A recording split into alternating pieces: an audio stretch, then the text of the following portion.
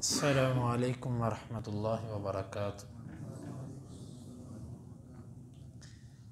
سورۃ البقرہ آیت نمبر 23۔ اعوذ باللہ السمیع العلیم من الشیطان الرجیم من ہمزہ ونفخہ ونفثہ۔ وَإِنْ اور اگر کنتم ہو تم فی میں ریب شک مما اس چیز سے نزلنا جو ہم نے اتارا علی پر عبدنا اپنے بندے فأتو پس تم لے آؤ بسورہ کوئی صورت من مثلہ اس جیسی اس کی مثل سے ودعو اور تم بلاؤ شہداءکم اپنے مددگاروں کو من علاوہ من سے دون علاوہ اللہ ان اگر کنتم ہو تم صادقین سچے۔ فَإِن پس اگر لم تفعلوا نہ تم کر سکے ولن تفعلوا اور ہرگز نہیں تم کر سکو گے فاتقوا پس تم ڈر جاؤ النار آگ سے التی وہ آگ وقودها اس کا ایندھن الناس لوگ ہیں والحجارہ اور پتھر اعدت وہ آگ تیار کی گئی ہے للکافرین کافروں کے لیے۔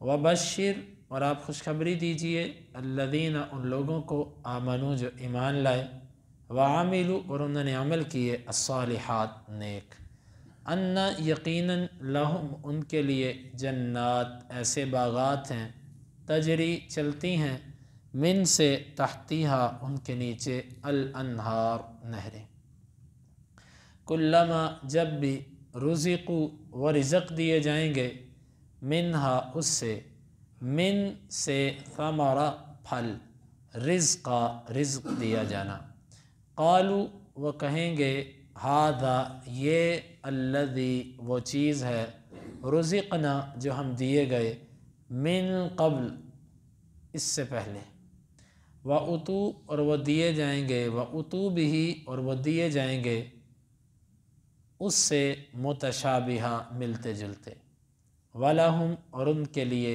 فیہا اس میں ازواج ساتھی ہوں گے بیویاں ہوں گی مطہرہ پاکیزہ وَهُمْ اور وہ فیہا اس میں خالدون ہمیشہ ہمیشہ رہیں گے۔ وَإِن كُنتُمْ فِي رَيْبٍ مِّمَّا نَزَّلْنَا عَلَىٰ عَبْدِنَا اور اگر تم شک میں ہو اس سے جو ہم نے اپنے بندے پر اتارا فَأْتُوا بِسُورَةٍ مِّن مِّثْلِهِ پس تم لے آؤ کوئی صورت اس جیسی وَادْعُوا شُهَدَاءَكُم مِّن دُونِ اللَّهِ اور تم اللہ کے سوا اپنے مددگاروں کو بھی بلا لو ان کنتم صادقین اگر تم سچے ہو فَإِن لَّمْ تَفْعَلُوا وَلَن تَفْعَلُوا پس اگر تم نہ کر سکے اور ہرگز نہیں تم کر سکو گے فَاتَّقُوا النَّارَ پس تم اس آگ سے ڈر جاؤ الَّتِي وَقُودُهَا النَّاسُ وَالْحِجَارَةُ وہ کہ جس کا ایندھن لوگ اور پتھر ہے اعدت للکافرین وہ کافروں کے لیے تیار کی گئی ہے۔ فَبَشِّرِ الَّذِينَ آمَنُوا وَعَمِلُوا الصَّالِحَاتِ أَنَّ لَهُمْ جَنَّاتٍ تَجْرِي مِن تَحْتِهَا الْأَنْهَارُ اور آپ خوشخبری دیجئے ایمان والوں کو اور نیک اعمال کرنے والوں کو کہ یقیناً ان کے لیے ایسے باغات ہیں جن کے نیچے سے نہریں چلتی ہیں كُلَّمَا رُزِقُوا مِنْهَا مِن ثَمَرَةِ الرِّزْقَ جب بھی وہ اس سے رزق کے طور پر کوئی پھل دیے جائیں گے قالوا هذا الذي رزقنا من قبل وہ کہیں گے یہ تو وہی ہے جو ہم اس سے پہلے دیے گئے وَأُتُوا بِهِ مُتَشَابِهًا اور وہ دیے جائیں گے ملتے جلتے وَلَهُمْ فِيهَا أَزْوَاجٌ مُطَهَّرَةٌ اور ان کے لیے اس میں بیویاں ہیں پاکیزہ وَهُمْ فِيهَا خَالِدُونَ اور وہ اس میں ہمیشہ ہمیشہ رہیں گے۔ پیچھے اللہ تعالیٰ نے فرمایا تھا کہ اس کتاب میں کسی قسم کا شک نہیں لا ریب اور ریب کا معنی ہم نے وہاں پر واضح کیا تھا کہ ریب شک کو نہیں کہتے بلکہ شک تو خود عربی زبان کا لفظ ہے۔ ریب اس کو کہتے ہیں کہ جو شک کی بنیاد بنتا ہے۔ سب سے پہلے انسان کے دل میں ایک گمان آتا ہے، وہ گمان جب پرورش پاتا ہے، پروان چڑھتا ہے، تو وہ شک کی صورت اختیار کر جاتا ہے۔ پہلے بندے کو ایک بات کھٹکتی ہے، پھر سوچ کے آگے چلتے چلتے چلتے اس کی صورت شک کی بنتی ہے۔ تو ہم نے واضح کیا تھا کہ ریب کا معنی، ریب ایسا کلمہ ہے کہ ہماری اردو زبان اس کا معنی بتلانے سے عاجز ہے، قاصر ہے، اردو میں اس کا معنی نہیں ہے، اس لیے ہم عاجز آ کر کہہ دیتے ہیں شک، حالانکہ ریب کا معنی اصل شک نہیں ہے۔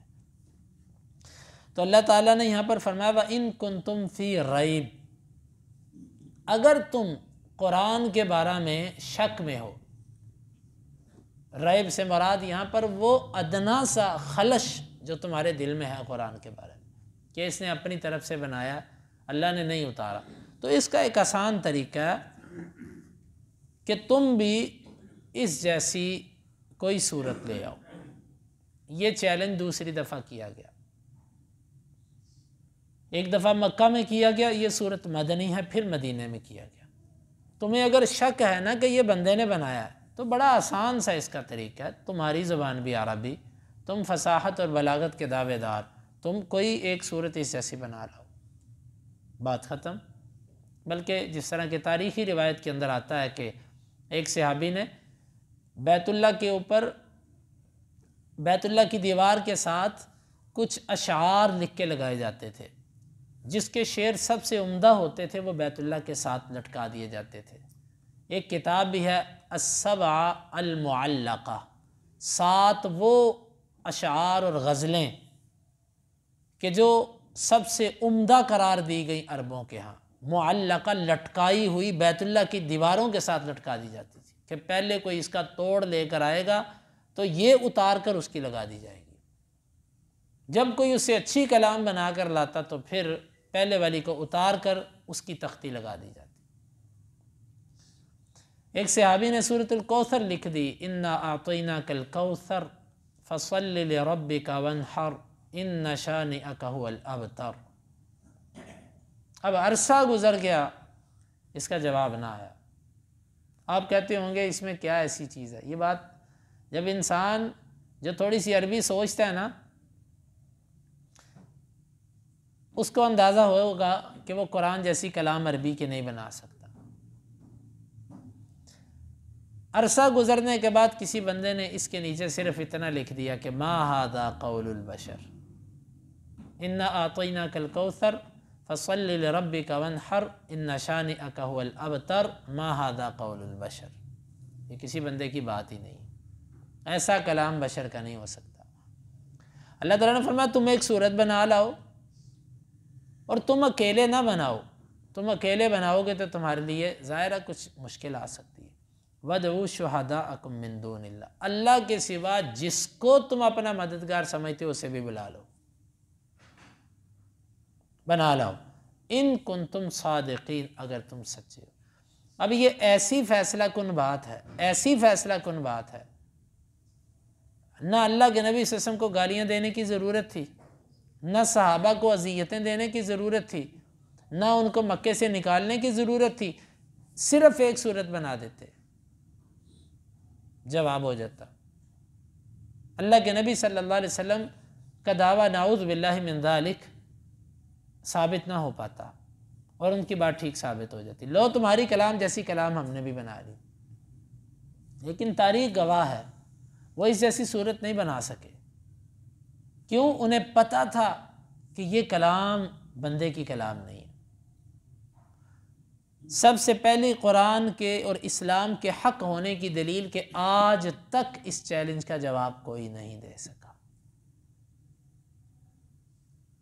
اسلام کے قرآن کے مقابلے میں آج تک کوئی کتاب نہیں بنا سکا، اور اس جیسی ایک صورت نہیں لا سکا۔ اور پھر آگے اللہ تعالیٰ نے فرمایا، آگے ایک اور چیلنج ہے، فَإِن لَمْ تَفْعَلُوا وَلَن تَفْعَلُوا، اور اگر تم کر نہیں نہ سکے تو تم کر بھی نہیں سکو گے۔ یہ اتنا بڑا چیلنج ہے کہ بندہ کسی کو کہہ دے تو کر ہی نہیں سکتا، اب دوسرے کا چیلنج توڑنے کے لیے اتنا ہی کافی ہوتا ہے کہ بندہ کر دے۔ آج جو قرآن کو برا بھلا کہتے ہیں اور قرآن کی توہین کرتے ہیں، ہم انہیں کہتے ہیں کہ ہمارا قرآن جو چیلنج کرتا ہے تم اس چیلنج کو پورا کر دو، تو تمہیں ضرورت ہی نہیں ہے قرآن کی توہین کرنے کی. قرآن نعوذ باللہ خود بخود اس کا دعویٰ ثابت نہیں ہوگا.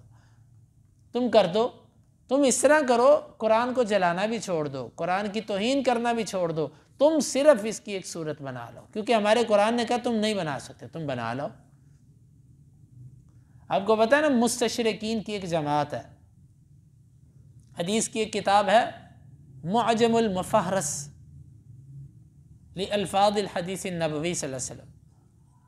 یہ 9 کتابیں ہیں، 9 کتب ستہ، اور اس کو کتب تسعہ کہا جاتا ہے. 9 کتابیں، ایک تو صحیح بخاری، مسلم، ابو داؤد، نسائی، ترمذی، ابن ماجہ، یہ، اور اس کے ساتھ مسند احمد ہے، اور یہ کتابیں ملائی گئی ہیں.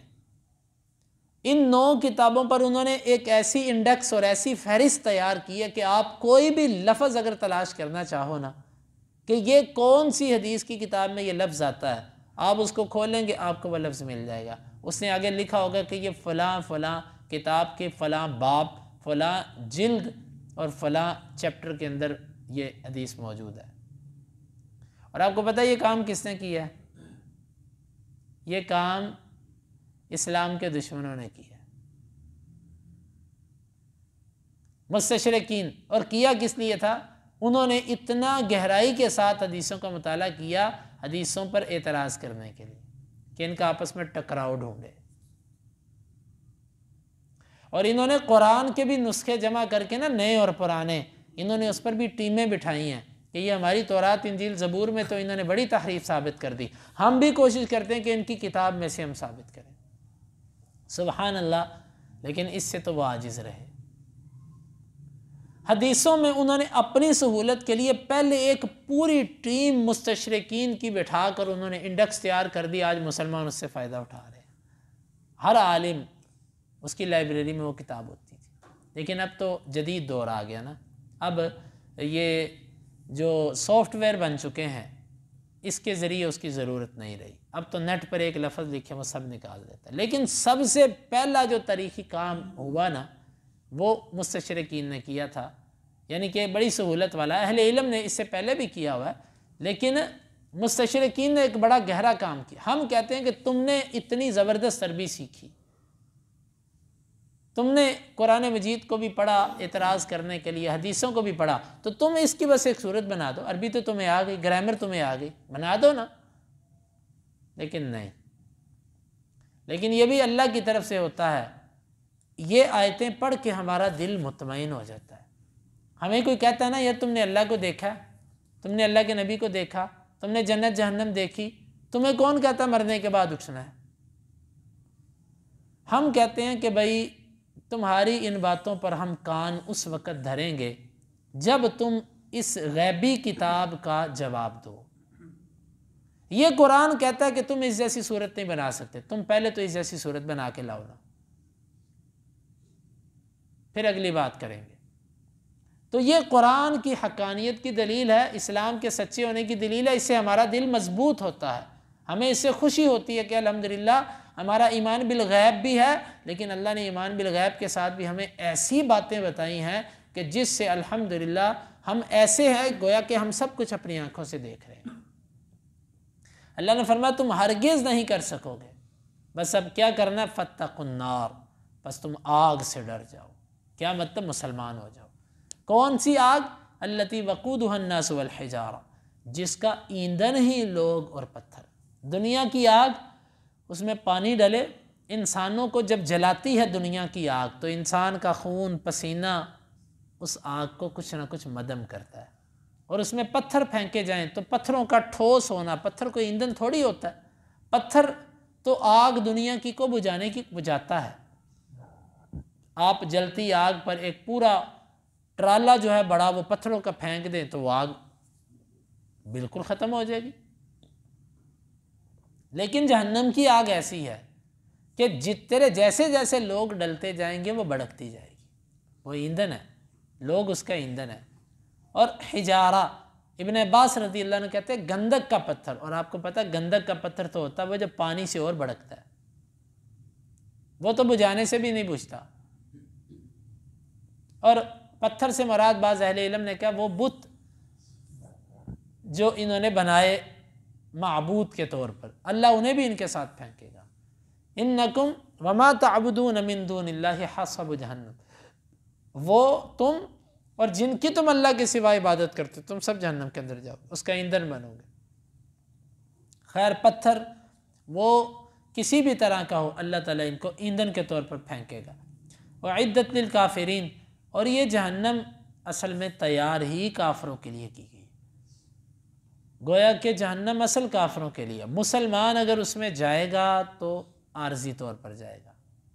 اللہ تعالیٰ کسی بھی لا الہ الا اللہ پڑھنے والے کو، اللہ نے کہا ہے اس پر لازم نہیں ہے لیکن خود اس نے اپنے اوپر لازم کیا ہے، اگر لا الہ الا اللہ پڑھنے والے نے شرک نہ کیا تو وہ جب چاہے گا اسے نکال دے گا، اور اگر چاہے تو نہ بھیجے جہنم میں، جب چاہے تو نکال لے لا الہ الا اللہ پڑھنے والا۔ لیکن جس نے لا الہ الا اللہ پڑھنے کے بعد شرک کر دیا، اس نے بھی لا الہ الا اللہ کو توڑ دیا، اللہ کے سوا کسی اور سے مانگنا شروع کر دیا، کسی اور کو اللہ کی صفات کا جو ہے متحمل قرار دیا، تو اس بندے نے لا الہ کے تقاضوں کو پورا نہ کیا اور لا الہ کو توڑ دیا۔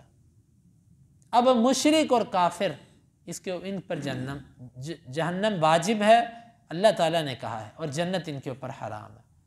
تو جہنم اصل بنائی کافروں کے لیے گئی ہے، اگر کوئی مسلمان کافروں جیسے عمل کرے گا تو وہ بھی اس میں جائے گا، پھر جتنے اس کے عمل ہوں گے اس کی بقدر وہ جائے گا، اور اللہ چاہے گا تو جائے گا، اگر اللہ چاہے نہ بھیجنا تو اس کی مرضی ہے، بس شرک نہیں ہونا چاہیے۔ یہ اللہ تعالیٰ نے کافروں کا انجام بیان کرنے کے بعد ایمان والوں کا ذکر کیا۔ وَبَشِّرِ الَّذِينَ آمَنُوا وَعَمِلُوا الصَّالِحَاتِ، اور آپ خوشخبری دیجئے، بشر بشارت کو کہتے ہیں، اصل میں بشر کہتے ہیں انسانی چمڑے اور جلد کو، سکن، وہ خبر جو آپ کے جلد اور سکن کے آثار کو بدل دے، اچھی ہو کہ بری ہو، اس کو بشارت کہتے ہیں۔ بشر، آپ ایسی خبر دیجئے کہ جس کو سنتے ہی ان کے چہرے کھلکھلا اٹھیں گے، ان کے چہرے کے تاثرات بدل جائیں گے۔ بشر، آپ خوشخبری دیجئے الذین آمنوا، ایمان والوں کو، وعملوا الصالحات، نیک عمل کیے، خالی لا الہ نہیں پڑھا، ساتھ نیک اعمال بھی کیے۔ کیا خوشخبری ہے؟ ان لہم جنات تجری من تحتها الانہار، کہ ان کے لیے ایسے باغات ہیں جن کے نیچے سے نہریں چلتی۔ نیچے سے نہریں چلنے کا مطلب ہے کہ یہ محل ہے، اس کے ساتھ ہی باہر نہر چل رہی ہے، محل اونچا ہے اور نیچے سے نہر چل رہی ہے۔ یہ مطلب نہیں ہے کہ محلوں کے اندر سے نہریں گزر رہی ہیں، مطلب ہے کہ جن کے نیچے اونچے اونچے محل ہوں گے، اور نیچے جس طرح کے کسی بندے کا نہر کے کنارے پر گھر ہو تو وہ کتنا خوبصورت منظر ہوتا ہے۔ پرانے وقتوں میں یہ جو بادشاہ تھے نا، یہ جو شاہ درہ، جس کو آپ شدرہ کہتے ہیں، شاہ درہ، یہ کیا تھا؟ بادشاہوں نے دریاؤں کے کناروں پر ایک ایسے خوبصورت مقامات بنائے ہوتے تھے کہ جہاں پر جا کر وہ ایک طرف پانی ہی پانی اور ٹھنڈی ہوا چلتی، اور یہاں پر وہ تعیش کے لیے اور عیش و عشرت اور تفریح کے لیے وہ جایا کرتے تھے۔ تو یہ پرانے جو بادشاہ اور اس قسم کے جو لوگ تھے، آپ کو ایسے کتنے آثار ملیں گے دریاؤں کے کناروں پر۔ کس وجہ سے؟ کیونکہ وہاں پر ایک منظر بہت خوبصورت ہوتا ہے، بڑا پیارا منظر ہوتا ہے۔ تو یہ لوگ، اللہ تعالیٰ نے فرمایا کہ ہر جنتی کے لیے ایسے ہوگا کہ اس کے محل کے نیچے سے، یعنی یہ مفہوم ہے میری بات، اللہ تعالیٰ کی بات کا، کہ ہر جنتی کے محل کے ساتھ سے نہر گزرتی ہوگی، تجری من تحتها الانہار۔ اور نہریں بھی کتنی قسم کی؟ 4 قسم کی نہریں، دودھ، شہد، پانی، شراب، اور اس کے ساتھ ساتھ کچھ چشمے بھی ہوں گے، زنجبیل، سلسبیل اور رحیق مختوم، اور نہ جانے کیا کیا اس میں اللہ تعالیٰ نے جنتیوں کے لیے نظام رکھا ہے۔ اور فرمایا کہ ان لہم جنات تجری من تحتها الانہار، نہریں چلتی ہیں، کلما رزقوا منہا من ثمرہ، جب بھی وہ اس میں سے کچھ پھل دیے جائیں گے رزق کے طور پہ، قالوا ھذا الذی رزقنا من قبل، وہ کہیں گے یہ تو وہ ہے جو ہم اس سے پہلے دیے گئے، اس کے دو مطلب ہیں۔ ہم اس سے پہلے دنیا میں دیے گئے، اس طرح کے پھل تو ہم دنیا میں بھی کھا کر آئے ہیں، لیکن جب وہ کھائیں گے تو اس کا ذائقہ دنیا کے پھل سے بالکل مختلف ہوگا۔ ابن عباس رضی اللہ عنہ کہتے ہیں کہ دنیا میں جتنے پھل ہیں ان کی جنت کے پھلوں کے ساتھ صرف نام میں مشابہت ہے۔ مطلب جنت میں بھی کیلا ہے، دنیا میں بھی کیلا ہے، یہ صرف نام ہی کی مشابہت ہے، لیکن جنت کا کیلا اور دنیا کا کیلا دونوں میں فرق ہے۔ جنت کے کیلے کے بارے میں ہم سوچ بھی نہیں سکتے، کیونکہ رب نے کہا کہ وہ کسی کے دل میں بھی نہیں کھٹکا وہ کیسا ہوگا، صرف نام ایک ہے۔ جس طرح اللہ تعالیٰ کے لیے بھی ہاتھ ہے، ہمارے لیے بھی ہاتھ ہے، صرف نام میں مشابہت ہے کہ اس کا بھی ہاتھ ہے، ہمارا بھی ہاتھ۔ اللہ کی بھی ذات ہے، ہماری بھی ذات ہے، صرف نام میں مشابہت، اس کی ذات جیسی ہماری ذات نہیں۔ جنت کے پھل ہیں دنیا کے، وہ پہلے کہیں گے کہ ایسے پھل تم دنیا میں کھا کر آئیں، لیکن جب وہ کھائیں گے تو وہ محسوس کریں گے یہ تو کچھ اور چیز۔ یا ایک دوسری تفسیر جو اس سے زیادہ بہتر معلوم ہوتی وہ یہ ہے کہ پہلی دفعہ جب انہیں پھل دیا جائے گا نا، وہی پھل تھوڑی دیر بعد دوبارہ پیش کیا جائے گا۔ جب ان کو پیش کیا جائے گا وہ کہیں گے ابھی تو یہ کھایا ہم نے، لیکن جب وہ اس کو کھائیں گے تو اس کا ذائقہ پہلے سے مختلف ہوگا۔ دنیا میں تو ایک میٹھا نکل آیا اور 4 پھیکے نکل آئے، تو لیکن جنت کا ہر پھل پہلے پھل سے زیادہ لذیذ ہوگا۔ اور اللہ رب العالمین کی اس میں قدرت یہ ہے، انسان کو بھوک نہیں لگے گی۔ جس طرح کوئی انسان ویسے ہی پیٹ بھرا ہو تو ایسے ہی ٹیسٹ اور مزہ لینے کے لیے کوئی چیز کھاتا ہے نا، جنتی جنت کے اندر جو بھی کھائیں پئیں گے نا وہ محض لذت کے لیے ہوگا۔ یہ نہیں کہ بھوک لگی ہے جلدی کرو میرے لیے جنت کے پھل لاؤ، بھوک لگی ہے، بھوک تو لگنی ہی نہیں۔ جب آپ نے اللہ کے نبی صلی اللہ علیہ وسلم کے ہاتھ مبارک سے جب جام کوثر پی لیا تو پیاس بھوک ختم ہو گئی بس۔ اب جنت میں جو بھی ہوگا، جو بھی پینا ہے، جو بھی کھانا ہے، وہ محض چسکے کے لیے۔ اللہ کہتا ہے نا پیٹ اس کا بھرا ہوا ایسے ہی چسکے لگا رہا ہے، جنتی اس میں صرف چسکے لگائیں گے۔ اور وہ جائے گا کدھر؟ قضائے حاجت نہیں ہوگی، وہاں پر صرف اور صرف پسینہ آئے گا۔ اور پسینہ کیسا؟ دنیا میں بھی پسینہ آتا ہے، انسان کہتا ہے میرے کپڑے خراب ہو گئے ہیں پسینے سے۔ پسینہ دنیا کا نہیں، پسینہ ہوگا جو کستوری کی طرح مہک کرے گا۔ اور پھر ایک ڈکار ہوگا، وہ ڈکار بھی ایسے ہوگا کہ جس طرح انسان نے کستوری کھائی اور اس کا ڈکار، کھٹے ڈکار آ رہے ہیں، مجھے بڑا عجیب سا ڈکار آ رہا ہے، ایسا ڈکار کہ وہ ایسے جیسے کستوری منہ سے نکلی ہے، بس کھانا ختم ہو گیا، گیا کھانا، پسینہ بن گیا بس، اور اسی طرح وہ ڈکار بن کے ختم ہو گیا۔ عجیب نظام اللہ تعالیٰ کا۔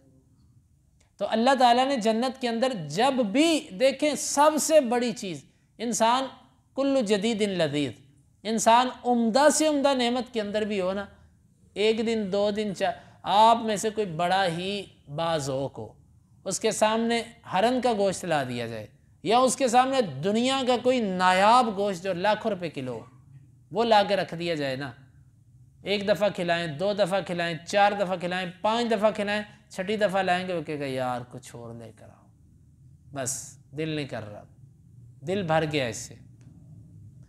لیکن جنت کا ایک ہی پھل آپ جتنی دفعہ کھائیں گے وہ پہلے سے مختلف، تو دل کیسے بھرے گا؟ پھر کیسے اکتائے گا بندہ؟ اکتاہٹ نہیں ہے۔ جب بھی وہ دیے جائیں گے وہ کہیں گے یہ تو وہ ہے جو ہم اس سے پہلے دیے گئے، وَأُتُوا بِهِ مُتَشَابِهًا۔ اللہ کہتا ہے وہ ملتے جلتے دیے جائیں گے لیکن پہلے والی چیز نہیں ہوگی، صرف شکل ویسی ہوگی، رنگ ویسا ہوگا لیکن چیز مختلف ہوگی۔ وَلَهُمْ فِيهَا أَزْوَاجٌ مُطَهَّرَةٌ۔ پھر سوال پیدا ہوتا ہے گھر بھی ہو، اور گھر بھی اتنا زبردست کہ پاس نہریں چلتی ہوں، بڑا خوبصورت منظر ہوگا، کھانا بھی وافر ہو، اور پھر بندہ اکیلا ہو تو لذت پوری نہیں ہوتی۔ اللہ تعالیٰ نے فرمایا وَلَهُمْ فِيهَا أَزْوَاجٌ مُطَهَّرَةٌ، ان کے لیے اس میں پاکیزہ بیوی ہے۔ پاکیزہ کس چیز سے پاکیزہ؟ برے اخلاق سے پاک، حیض اور نفاس کے خون سے پاک، اور اسی طرح جسم میں بعض دفعہ تعفن پیدا ہو جاتا ہے، اسمیل آتی ہے، اس سے پاک۔ ہر چیز سے پاک.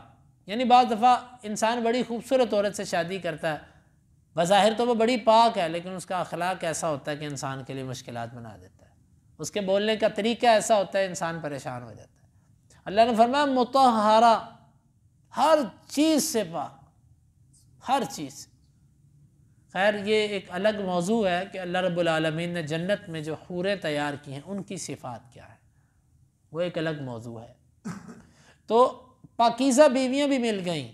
اب اتنی چیزیں کسی بندے کو مل جائیں، گھر بھی عمدہ، نہ بجلی کی بل، نہ گیس، اور نہ کوئی پریشانی، اور کھانا پینا بھی وافر، اور کوئی ڈیوٹی اور نوکری نہیں، فارغ بندہ، اور بیوی بھی پاس ہو، اور بیوی بھی ایسی کہ مطہرہ. بندہ سوچتا ہے کہ یہ خواب ہی نہ ہو کہیں میرا، اب یہ ختم ہی نہ ہو جائے. وہ نہ ہو کہ تھوڑی دیر بعد اللہ کہ چلو بھی پھر دوبارہ دنیا پہ جاؤ، دوبارہ محنت کر کے آؤ، تمہارے پیسے پورے ہو گئے جتنا کام کیا تھا. وَهُمْ فِيهَا خَالِدُونَ. اللہ تعالیٰ نے فرمایا اس میں رہیں گے بھی ہمیشہ ہمیشہ.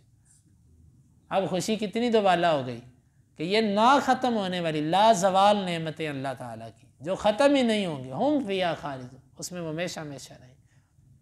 تو یہ اللہ رب العالمین نے جنت والوں کے لیے دی. دیکھو بھائیو، یہ جنت ملے گی ضرور، لیکن تھوڑی سی محنت کے ساتھ، تھوڑی سی کوشش کے ساتھ. اس کے لیے دنیا کی لذتیں اور دنیا کے سہولت اور آرام ترک کرنے پڑیں گے، دنیا کی قربانی دینی پڑے گی، پھر یہ سب نعمتیں اللہ تعالیٰ کی ملیں گی.